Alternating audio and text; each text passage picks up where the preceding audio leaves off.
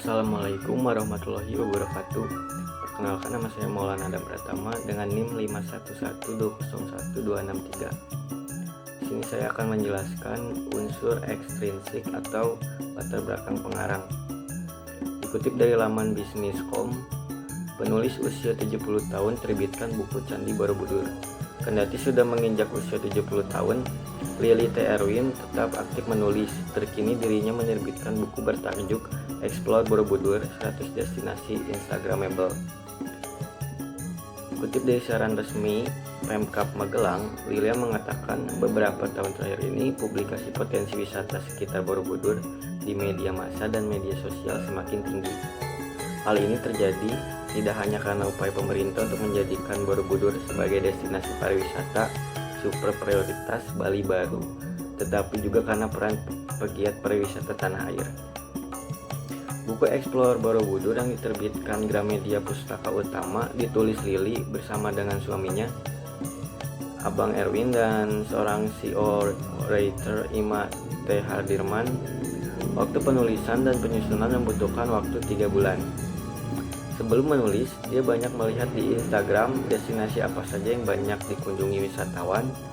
Menurut pemilik homestay Garingpung di Desa Wonerjo, Kecamatan Borobudur ini, dirinya tertarik untuk menyusun buku tentang objek-objek wisata seputar Borobudur karena sudah terlanjur jatuh cinta.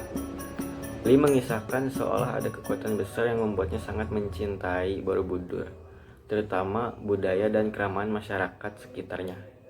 Tahun 2010, dia dan suami menginjakkan kaki bumi Borobudur. Sejak saat itu dia mulai aktif menulis apa saja tentang Borobudur. Jadi buku Explore Borobudur, 100 Destinasi Instagramable bukan buku pertamanya tentang Borobudur. Sebelumnya pada 2012, Lili meluncurkan buku Surrounding 100 Destinasi Wisata seputar Borobudur, disusul dengan buku Desa Wisata Borobudur, 145 destinasi wisata tersembunyi di 20 desa wisata. Buku terbarunya kini menurutnya sangat pas sebagai buku saku untuk panduan wisata Borobudur dan sekitarnya. Buku juga dilengkapi dengan alamat, kontak person, dan cara menuju ke destinasi wisata. Selain itu juga dilengkapi foto lengkap baik dari Instagram maupun jepretan dari tim penulis. Sayangnya buku ini baru ditulis dalam bahasa Indonesia meskipun banyak permintaan untuk ditulis dalam bahasa Inggris karena biayanya yang cukup mahal, jadi belum ungkapnya.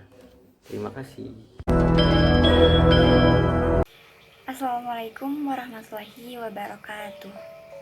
Di sini saya akan menjelaskan dari unsur-unsur cerita sejarah. Di sini saya akan menjelaskan bagian dari unsur cerita sejarah yang kedua, yaitu unsur ekstrinsik. Nah, di sini saya akan menjelaskan bagian dari latar belakang cerita tersebut gitu. Candi Borobudur dibangun sekitar tahun 800 sebelum Masehi atau pada abad ke-9. Nah, Borobudur dibangun oleh pengikut Buddha Mahayana pada masa pemerintahan dinasti. Diperoleh dengan tulisan singkat yang dipahatkan di atas figura relief kaki asli Candi Borobudur, atau bisa disebut Karwa Wibangga.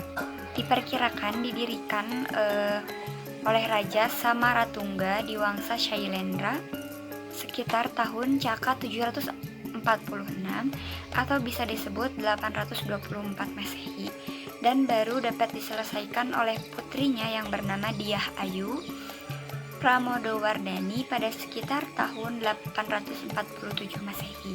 Dalam etnis Tionghoa, candi ini disebut juga Hanyu Pinyin atau itu tuh dalam bahasa Mandarinnya itu Fo Lo Futu. Nah, seperti itu. Assalamualaikum warahmatullahi wabarakatuh. Perkenalkan, nama saya Naflaris Kamila dengan NIM 51110201237. Di sini saya akan membahas mengenai unsur intrinsik, yaitu tema dan watak. Untuk pembahasannya yang bertemakan mengenai sejarah terbentuknya Candi Borobudur. Di sini saya akan membahas mengenai watak para tokoh yang terlibat dalam berdirinya sejarah Candi Borobudur. Yang pertama adalah Thomas Thunderd Raffles. Dalam buku pengantar History of Java yang ditulis dalam bahasa Indonesia dikatakan bahwa Raffles adalah orang yang ulet dan memiliki kemauan keras. Dan yang kedua ada Theodor van Aert, adalah seorang yang berjasa dalam berdirinya Candi Borobudur. Beliau memiliki karakter pekerja keras dan kepemimpinan. Dan yang ketiga ada Profesor Dr. Sarjito. Beliau memiliki kepribadian semboyan dengan memberi akan menjadi kaya. Semua itu tidak hanya menjadi semboyan berlaka karena dia makan sampai hari akhirnya. Beliau juga dikenal saat muda sebagai sosok yang rajin, pandai, dan tekun. Dan yang keempat ada Profesor Daud Yusuf. Adalah salah satu tokoh pendidikan yang konsekuen. Tidak cuma penalaran, tapi juga dari perilaku hidupnya. Sangat menjaga integritas. Dan yang kelima ada Profesor Dr. R. Swekomo. Selain bersahaja, rendah hati, dan drama, Profesor Dr. R. Swekomo memang dikenal punya sifat lain yaitu jujur. Nah, di sini saya akan menjelaskan bagian dari unsur intrinsik, yaitu bagian dari tokoh ya. Sebelum saya lanjut untuk menjelaskan, izinkan terlebih dahulu saya memperkenalkan diri. Nama saya Nadia Aulalia dengan nomor NIM 511201289. Nah, tokoh di balik kemasyhuran Candi Borobudur yang pertama itu ada Thomas Tammert Raffles. Nah, di Indonesia itu beliau memiliki kedudukan sebagai Gubernur Jenderal Hindia Timur. Kemudian yang kedua itu ada Theodor van Aert. Nah, beliau itu ahli dari pemugaran Belanda yang pertama kali memugar batu-batu Candi Borobudur. Nah, kemudian yang ketiga itu ada Profesor Dr. Sarjito. Beliau memiliki peran di bidang kebudayaan. Kemudian yang keempat itu ada Profesor Dr. Daud Yusuf. Nah, beliau itu adalah Menteri Pendidikan dan Menteri Kebudayaan. Kemudian yang terakhir itu atau yang kelima ada Profesor Dr. Sukmono. Nah, beliau itu pemimpin pemugaran 2 dari Candi Borobudur. Nah, dari tokoh-tokoh kelima di atas, beliau itu adalah tokoh yang memiliki peran penting dalam kemasyhuran Candi Borobudur. Nah, untuk selanjutnya akan dijelaskan oleh rekan saya. Nama saya Fadia Tasyabila Putri dengan NIM 511201278 dari kelompok 4. Di sini, saya akan menjelaskan tentang latar belakang dan sudut pandang tentang sejarah Candi Borobudur. Latar belakang sejarah Candi Borobudur. Candi Borobudur merupakan candi Buddha terbesar pada abad ke-9 Masehi. Menurut prasasti Kayungan, candi ini terungkap dalam pembangunannya selesai dibuat pada 26 Mei 824 atau hampir 100 tahun semenjak mulai awal dibangun. Konon, arti dari Borobudur itu sendiri maksudnya gunung yang berteras-teras atau bisa juga disebut dengan Budara. Pendapat lain tentang Candi Borobudur yaitu bahwa Candi Borobudur berarti biara yang terletak di tempat yang tinggi. Beberapa ahli mengatakan bahwa letak Candi Borobudur berada pada ketinggian 235 meter dari permukaan laut.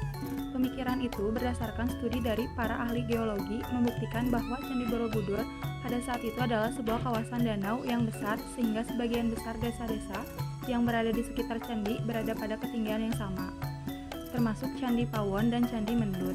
Berdasarkan prasasti tanggal 842 AD, seorang sejarawan Kasparis menyatakan bahwa Borobudur merupakan salah satu tempat untuk berdoa, di mana dalam prasasti tersebut mengandung kata Kawula Ibumi Sambara, yang artinya asal kesucian, dan Bumi Sambara merupakan nama sebuah sudut di Candi Borobudur tersebut.